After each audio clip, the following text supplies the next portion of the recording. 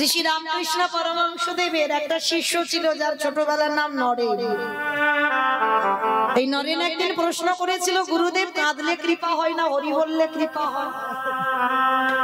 কাঁদলে কৃপা হবে না হরি নাম করলে কৃপা হবে, কোনটাই কৃপা বেশি হবে, তাড়াতাড়ি হবে? তা শ্রী শ্রী রামকৃষ্ণ পরমহংসদেব যারা ঠাকুরের বই পড়ে দেখবেন ঠাকুর তো সবসময় উদাহরণ ছাড়া কথা বলে না, যাই কথা বলবে বাবা উদাহরণ দিয়ে কথা বলবে। তা নরেনকে ডেকে বলছে, এই শালা শোন, আমি বলছি না ঠাকুর বলছে, এটা যেন ভাববে না যে মৌমিতা বলছে, আমার ক্ষমতা নাই। তো ঠাকুর বলছে, এই শালা শোন আমার কাছে শোন। তা যেই না নরেনকে ডেকেছে বলছে, শোন তুই যে প্রশ্ন করলি না হরি বললে কৃপা হয় না ওই কাঁদলে কৃপা হয়, শোন একটা কথা বলবো, যা একটা পেরেক নিয়ে আই দিন। বলছে এই জন্য তোমায় পাগল বলবো। বলে কেন? আমি তোমাকে জিজ্ঞাসা করলাম কাঁদলে কৃপা হয় না হরি বললে কৃপা হয়, তুমি এখন বলছো একটা পেরেক। আরে বাবা যেটা বলছি শালা তুই সেটাই কর। তো ছুটে গিয়ে নরেন কি করেছে, একটা পেরেক এনেছে। পেরেকটা এনে যেই না দাঁড়িয়েছে, আই না গুরুদেব পেরেকটা দাও। তা পেরেকটা যেই না দিয়েছে বলছে, নরেন একটা কাজ কর, পেরেকটায় ভালো করে একটু কাদা মাখিয়ে দে তো। ঠিক আছে তাই দিই। ভালো করে পেরেকে কাদা মাখিয়ে দিয়েছে, আর কাদা মাখিয়ে দিয়ে বলছে যা এবার একটা চুম্বক নিয়ে আয়। আবার চুম্বক আনতে হবে? বলে হ্যাঁ আন, তারপরে আমি তোরে বলছি। তা যেই না এক হাতে পেরেক নিয়েছে এক হাতে চুম্বকটা নিয়েছে, নিয়ে কি করছে বাবা, ঠাকুর বলছে নরেন এবার দুটোকে কাছে কাছে নিয়ে যা তো দেখি। তা যেই না দুটো কাছে কাছে নিয়ে গেছে, হ্যাঁ রে নরেন কে কাকে টানছে? বলে তোমার মাথা গন্ডগোল হয়েছে। টানবে কি করে? পেরেকে তো কাদা মাখানো আছে, আর কাদা মাখানো থাকলে কি, আচ্ছা ঠিক আছে কাদাটা ধুইয়ে দে। আবার কাদাটা পেরেক থেকে কাদাটা ধুইতে করে দিয়েছে, আর ধুতে করে দিয়ে এইবার বলছে দেখ কে কাকে টানবে। যেই না দুটো এক জায়গা করেছে বাবা কাছাকাছি আনতে, অমনি একেবারে চুম্বকটা পেরেককে টেনে নিয়েছে। তা ঠাকুর বলছে নরেন কি হলো? বলে কেন? চুম্বকটা পেরেককে টেনে নিল। বলে আগে টান ছিল না কেন? বলে আগে টানবে কি করে পাগল ঠাকুর, আগে তো পেরেকে কাদা মাখানো ছিল, আর কাদাটা যেই না জল দিয়ে ধৌত করে দিলাম সঙ্গে সঙ্গে চুম্বকটা পেরেককে টেনে নিল। বলে বুঝলি না তো? বলে আমি বুঝতে পারছি না, আমি তোমাকে তোমার কাছে জানতে চাইছি কাঁদলে কৃপা হয় না হরি নাম করলে কৃপা হয়। বলে এখনো শালা বুঝলি না? পরমাত্মা রূপী ভগবান হলো চুম্বক, আরে জীবাত্মা রূপী ভক্ত হলো পেরেক। এই পরমাত্মা রূপী ভগবানের টান দেবে কি করে যদি জীবাত্মা রূপী পেরেকের হৃদয় কালিমা লিপ্ত হয়ে থাকে? সে কালিমাটা কি? ওই যেটা পেরেকে কাদা দেওয়া ছিল, আমাদেরও তো কাদাই জর্জরিত, কাম কাঞ্চনে আসক্ত, বিষয় বৈভবের আসক্ত, ছেলে আমারে মেয়ে আমারে জায়গায় আমার জমি আমার বিষয় আমারে বৈভব আমার, এই আমার কাদাগুলো জীবাত্মা রূপী ভক্তের হৃদয়ে জড়ানো আছে। তাহলে এগুলো থাকলে পরমাত্মা রূপী চুম্বককে টানতে পারবে? যতই হরি বলো না কেন, যতই কৃষ্ণ বলো না কেন, টানতে পারবে না। টানবে কখন? যদি একজন ভক্ত ওই নয়ন জলে ভেসে এই হৃদয়টাকে একেবারে ধৌত করে দিতে পারে। যখন তোমার বিষয় বৈভব লালসা সব চোখের জলে ধুয়ে যাবে, যখনই ধৌত করে তুমি কৃষ্ণ বলে হা কৃষ্ণ প্রাণ কৃষ্ণ বলবে, তখনই আমার পরমাত্মা রূপী জীবাত্মাকে আপনি থেকে টান দিয়ে দেবে। হরি বল। কিরে বুঝলি? বলে ঠাকুর এবার বুঝতে পেরেছি, তার মানে শুধু হরি বললে কৃপা হবে না, হরি নাম করতে গেলে আগে নয়ন জলে জলে ভাসে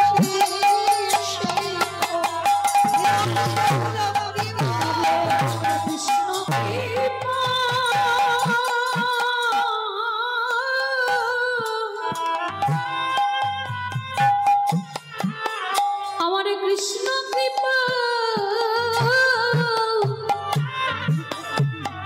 পেতে হলে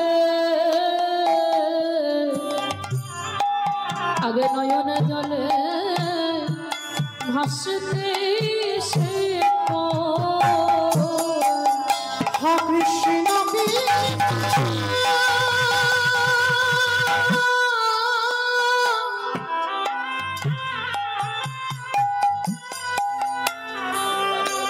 কৃষ্ণ কৃপা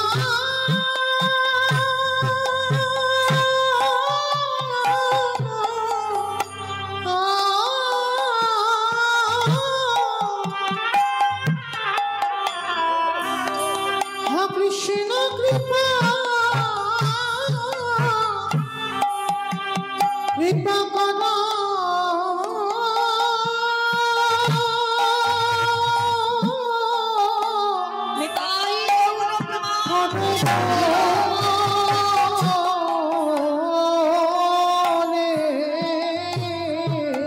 একেবারে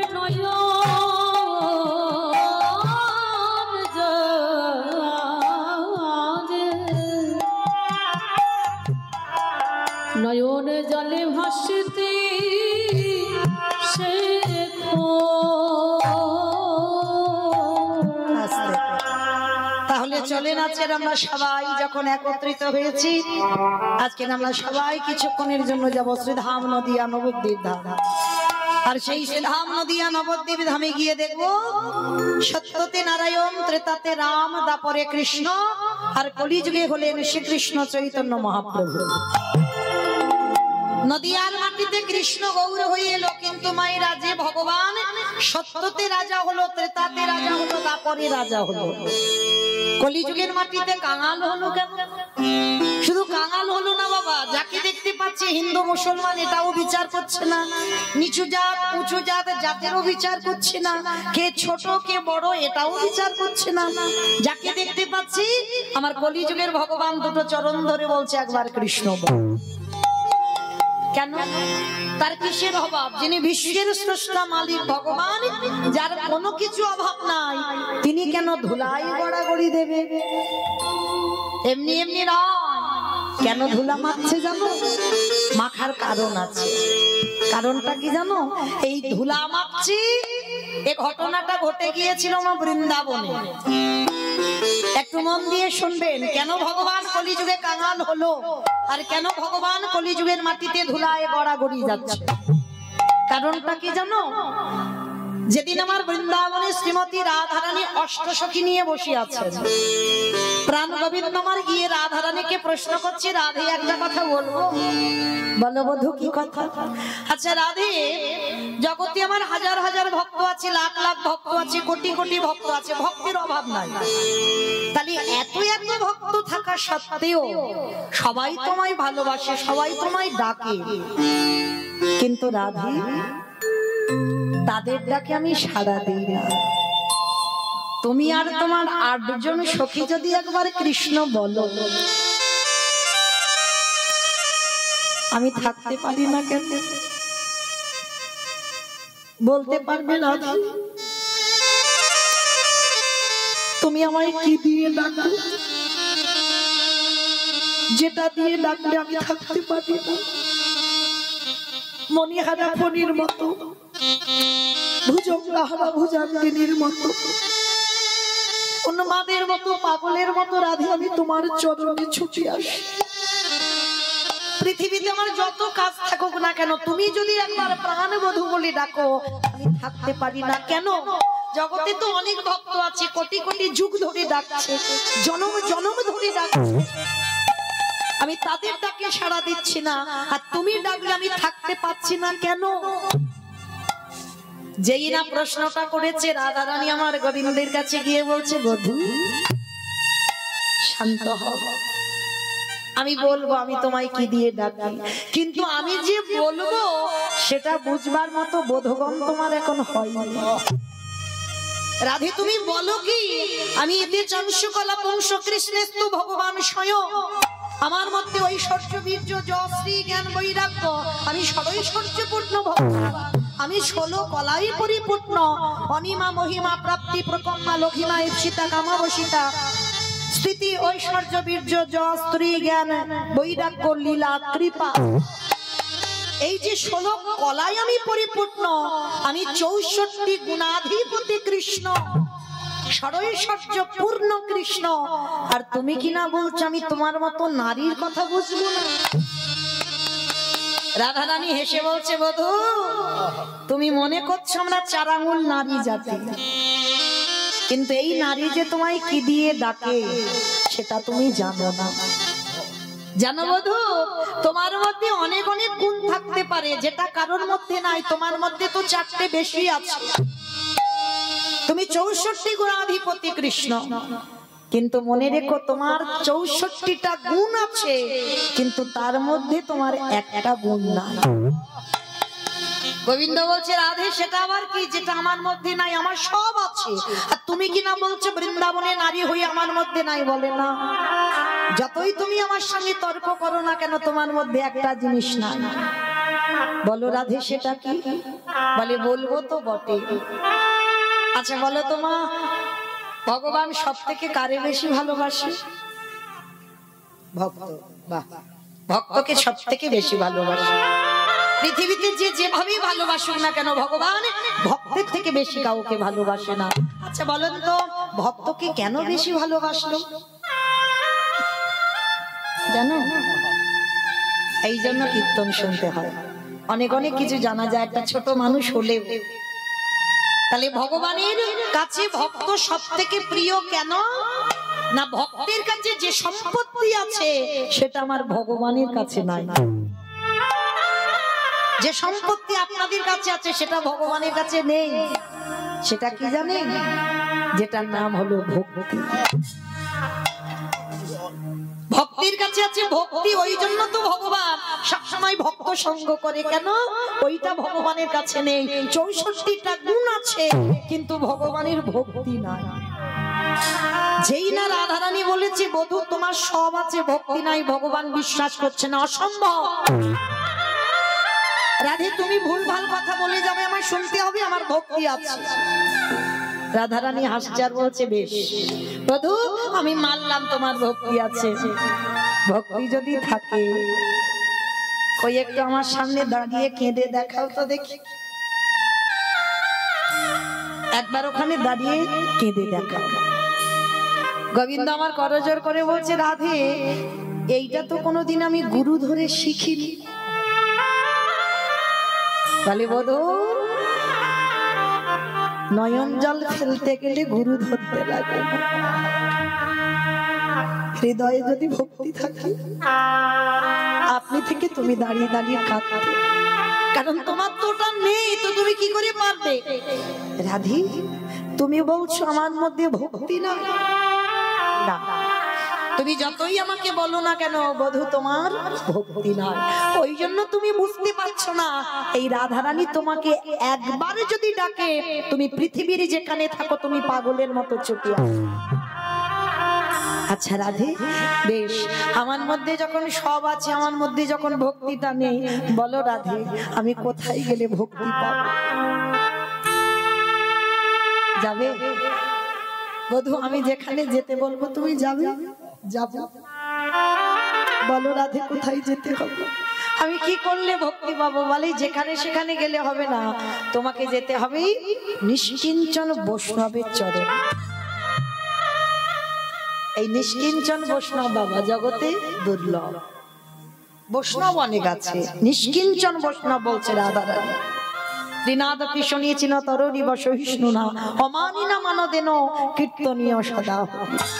রাধারানী বলছে একটা নিষ্কিঞ্চন বৈষ্ণব পেলে তার পদধূলাটা নাও বধূ, আর নিলেই দেখবে তোমার হৃদয়ে ভক্তি আসে।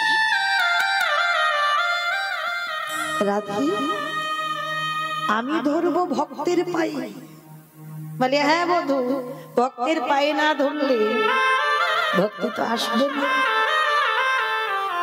ভগবান বারবার বলছে যদি ভগবানের কৃপা পেতে চাও আগে ভক্তের চরণে লুটিয়ে পড়ো।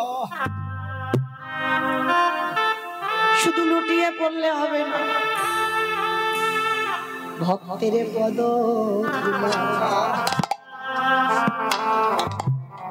ধুলায়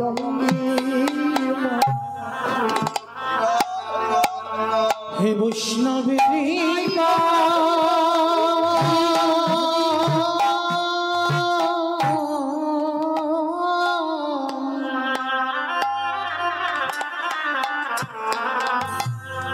হে বৈষ্ণবে কৃপা কৃপা করো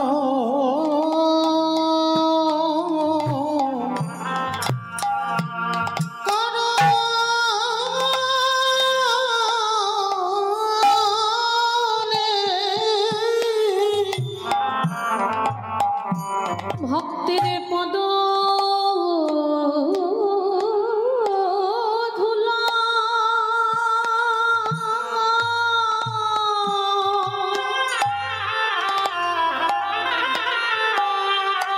পদ ধুলা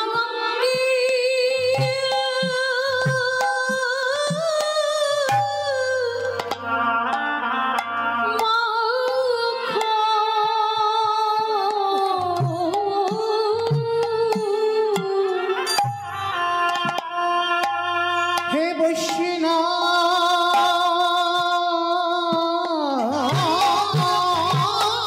কৃপা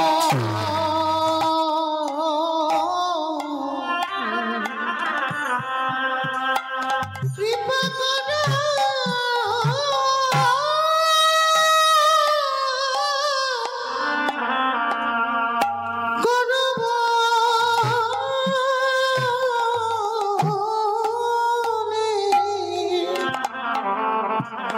একবার ভক্তের পদ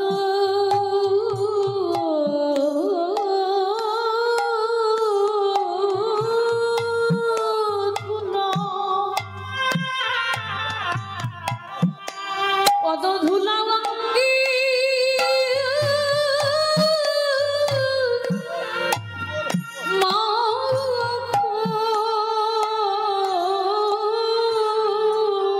গোবিন্দ আমার মনে মনে ভাবছে ভক্তির পায়ে তুলা নিতে হবে, যেমন তেমন ভক্ত হলে হবে না মা।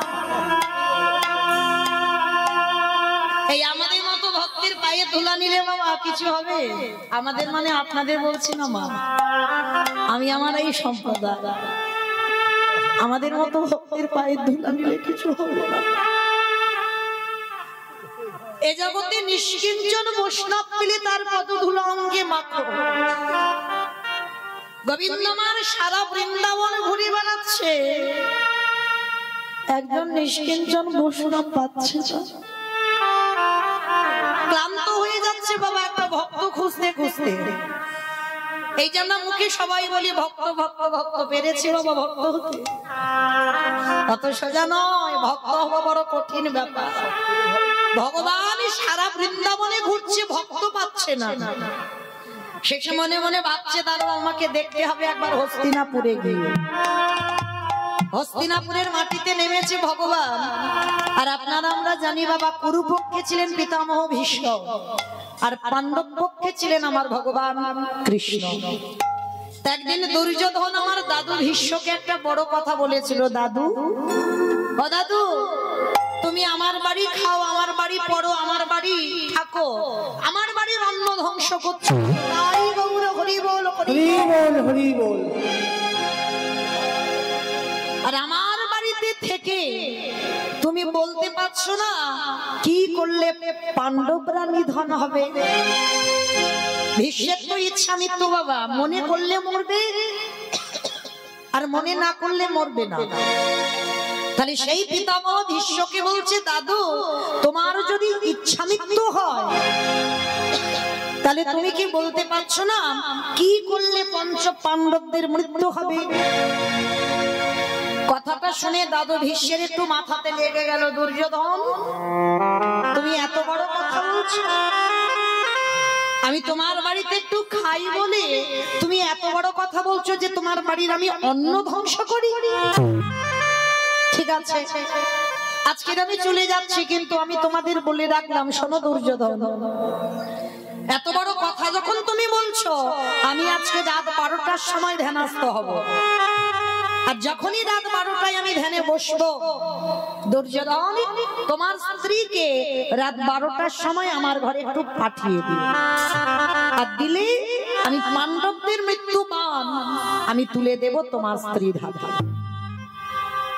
বাবা সবার চোখে ফাঁকি দেওয়া দেয়, ঘরের দরজা জানালা বন্ধ করে একটা আস্তে আস্তে ফিস ফিস করে একটা কথা বলবে, কেউ শুনতে পাচ্ছে না। কিন্তু সত্যি কি কেউ শুনতে পেল না? কেউ না পাক জগতে একজনের চোখে তো ফাঁকি দেওয়া যাবে না। তো দুর্যোধনের মনে আনন্দ, ভানুমতির কাছে গিয়েছে। ভানুমতি, অভানু, আজকে দাদু বলেছে পাণ্ডবদের মৃত্যুমাল লুকানো আছে দাদুর কাছে, তোমার কাছে দেবে। যাও একবার দাদুর কাছে, রাত 12টার সময় ধ্যানস্থ হবে, আর ওই সময় তোমাকে যেতে বলেছে। ভানুমতি চমকে উঠেছে, বলে তোমার কি মাথা খারাপ নাকি? তোমার দাদু বিয়ে থা করেনি, সংসার ধর্ম নাই, আমার তো যৌবন বয়সের নাত বউ যাবে রাত 12টার সময় তোমার দাদুর কাছে?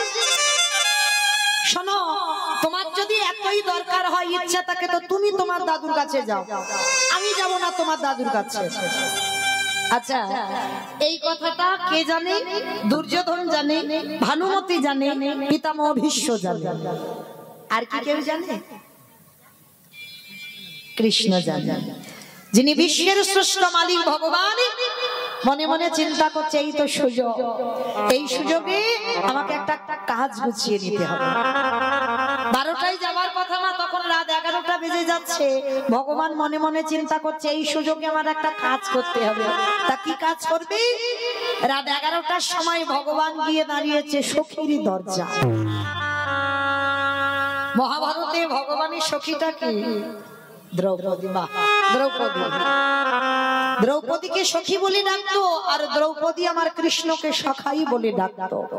রাত 11টার সময় ভগবান গিয়ে ডাকছে, সখী সখী, আর দেরি নয়, এক্ষুনি তুমি এসো, আমার সঙ্গে একটা জায়গা যেতে হবে। ভালো করে এই জায়গাটা আমার শুনবে। রাত 11টার সময় যদি কোনো পরপুরুষ এসে দরজা ধাক্কা দিয়ে বলে, সখী তোমার সঙ্গে খুব দরকার, এক্ষুনি আমার সঙ্গে যেতে হবে, চলে যাবেন? যাবেন? কই খেদ নেবেন না? কেন যাব, কি জন্য যাব? এই এত রাত্রিবেলা আমি একটা বাড়ির কুলবধূ, আর আমি বেরোতে পারি তোমার সঙ্গে? আমি যেতে পারবো না। কত প্রশ্ন, কত কৈফিয়ত আমাদের মনে। কিন্তু দ্রৌপদীর কোনো প্রশ্ন নয়। আমাদের মতো যার একটা স্বামী নয়, যে নারীর 5-5টা স্বামী রইল, কিন্তু যখনই কৃষ্ণ দরজায় এসে সখী বলে ডাক দিল, পঞ্চ স্বামীকে ত্যাগ করে দিয়ে দরজায় এসে কৃষ্ণের কাছে দাঁড়িয়েছে। কেন? দ্রৌপদী যে তত্ত্ব জানে বাবা, এখনো আমরা কেউ বুঝতে পারছি না। তত্ত্বটা কি বোঝালো? এই যে আমি কীর্তন গাইছি, মা আজকের গাইবো, আবার কাল গাইতে হবে, পরশু আছে আবার অন্য জায়গায়, তারপরের দিন বাড়িতে যেতে হবে। তাহলে আমার বাড়িতে বাবা মা শ্বশুর শাশুড়ি আমার ছেলে সবাই আছে। তাহলে আমি কি বলতে পারবো যে আমি বাড়ি যাব? বলা যাবে মা যে আমি বাড়ি যাব পরশু? কত সোজা নয়। এই কীর্তন গাইতে গাইতে এক্ষুনি যদি বাঁশি বাজিয়ে বলে, মৌমিতা আর তোর গাইতে হবে না, তুই চল আমার সঙ্গে, গাইতে পারবো কীর্তন? তাহলে যে তত্ত্বটা আপনারা আমরা বুঝছি না, সেই তত্ত্ব দ্রৌপদী বুঝেছিল। কৃষ্ণ যদি একবারে কাউকে ডাক বাঁশি বাজায়, কে বলো বন্ধু, কে বলো বান্ধব, সকল মায়া ছিন্ন করে আমাদের চলে যেতে হবে। আমারই ভগবান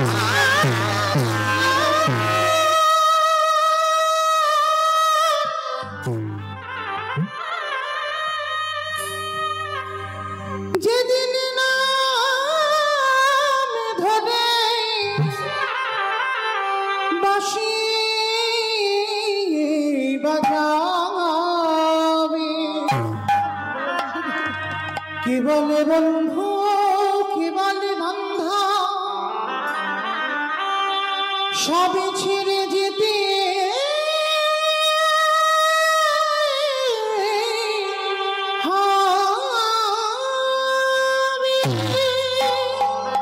ভগবান সখীর হাতটা ধরে বলছে, সখী কোনো কথা নয়, চলো এক্ষুনি একটা জায়গা যেতে হবে, তবে একটা ঘোমটাটা একটু টেনে দাও।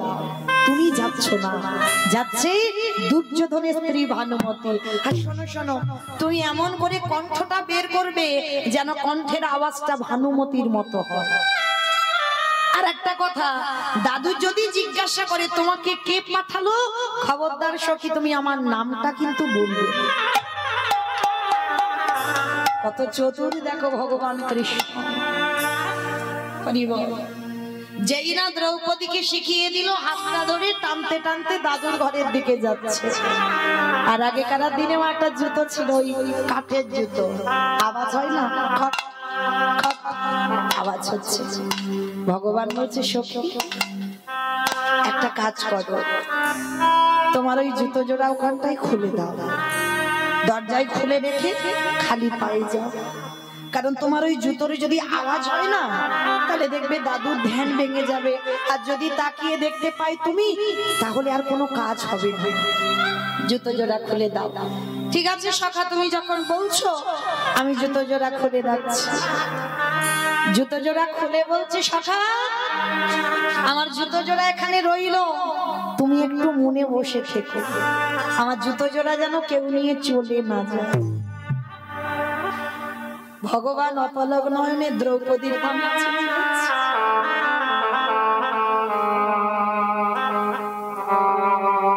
কত বড় ভক্ত, আমার কাছে দিচ্ছে জুতোর দায়িত্ব। তাহলে তো একবার দেখতে হয় কেমন ভক্ত আমার, একবার দেখতে হবে। তো যেই না দ্রৌপদী একটু আড়াল হয়েছে, কৃষ্ণ দয়াময় ওই দ্রৌপদীর জুতো জোড়া হৃদয়ে ধরে, যেই না কৃষ্ণ আমার নানায়েছে,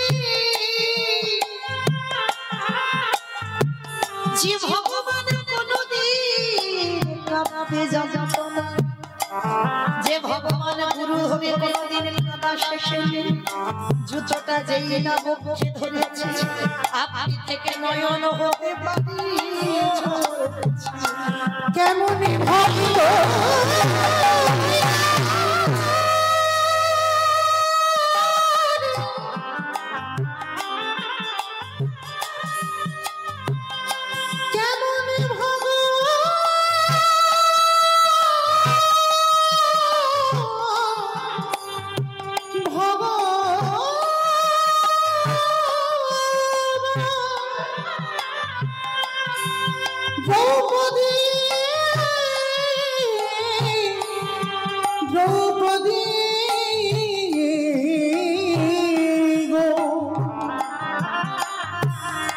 এই জগতে সবাই আমায় ভালোবাসে, কিন্তু তোমার মতো করে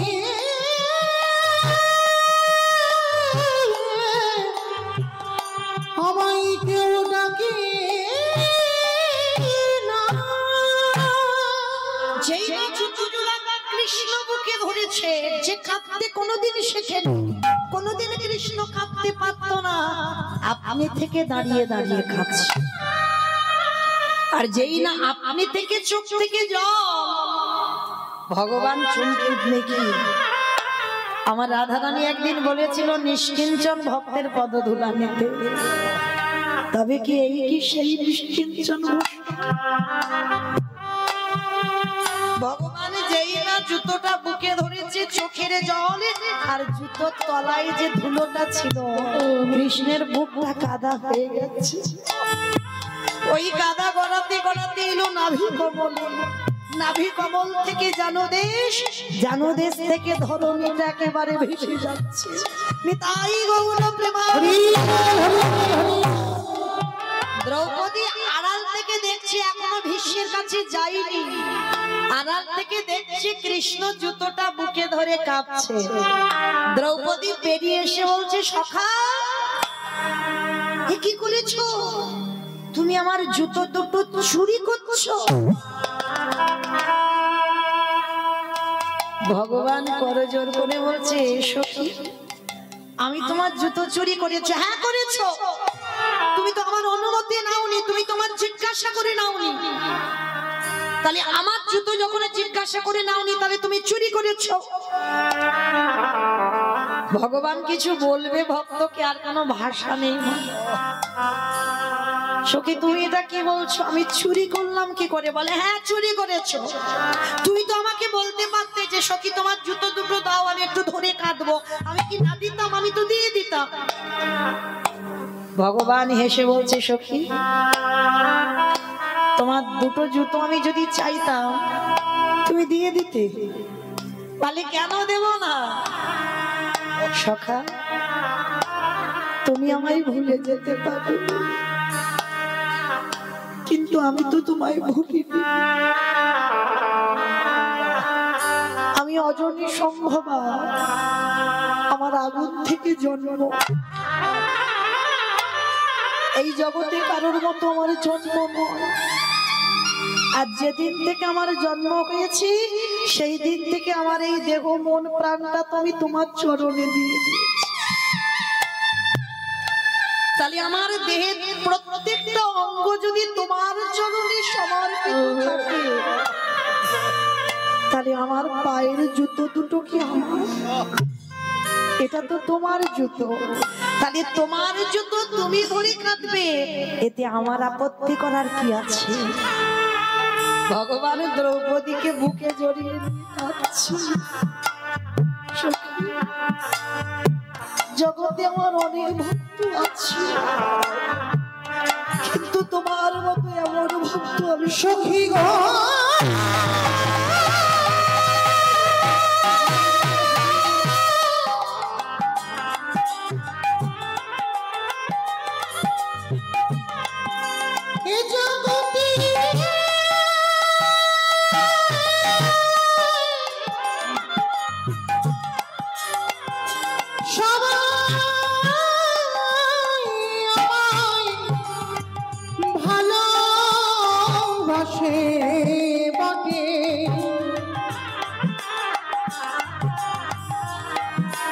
কিন্তু এ জগতে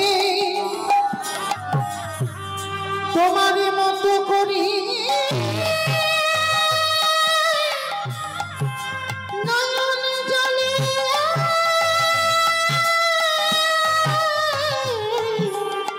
আমায় কেউ ডাকে।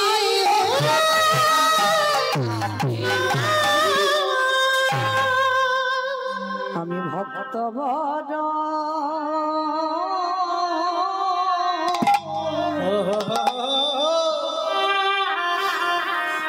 ভালো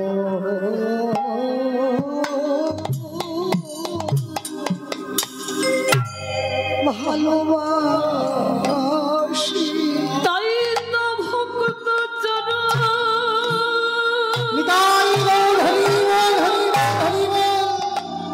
ও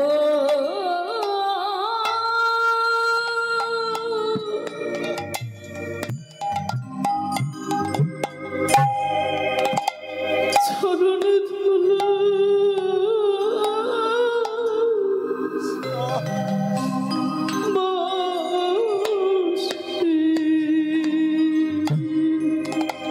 আমি যে ভক্ত বড়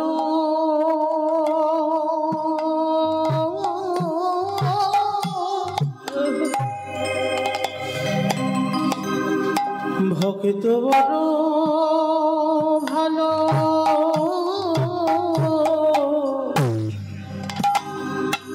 বাসি, তাই তো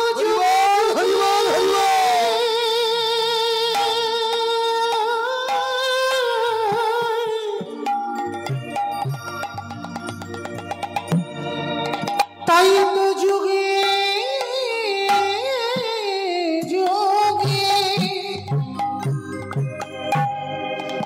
ধরাইয়া আসি,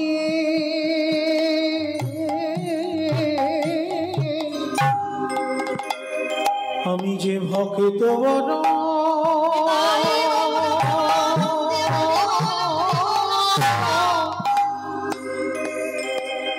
ভালো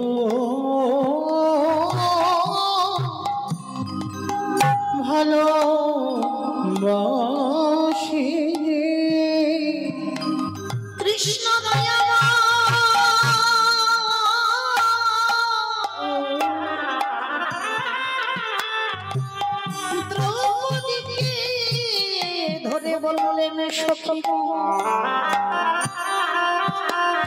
তোমার মতো করে যদি জগতে কেউ আমায় ভালোবাসে সখী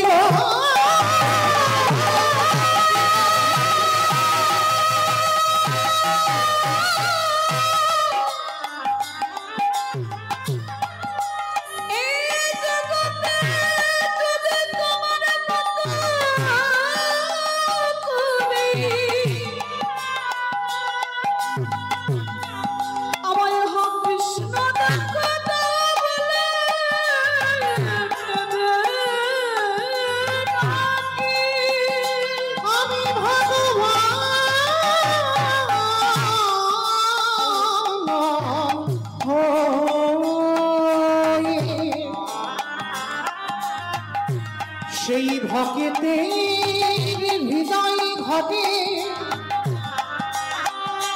চিরজীবন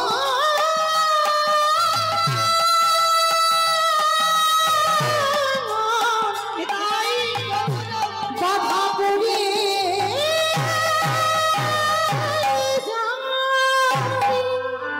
ভগবান দ্রৌপদীকে ধরে বলছে সখী তুমি আমায় এতটাই ভালোবাসো তোমার চরণের জুতো আমার মাথায় দিতে পারছে না বলে সখা আটকাবে কেন এ জুতো তো আমার না আমার দেহ যদি তোমার চরণে সমর্পিত থাকে এ জুতো তো তোমার জুতো তুলে দিল কৃষ্ণের মাথায় আর দাঁড়িয়ে দাঁড়িয়ে ভগবান কাঁপছে মনে মনে ভাবলো তার মানে রাধারানী আমায় ঠিক কথা বলেছিল ভক্তি যদি অর্জন করতে হয় আগে ভক্ত পদধূলা অঙ্গে মারতে হবে নিতাই হরি বল হরি বল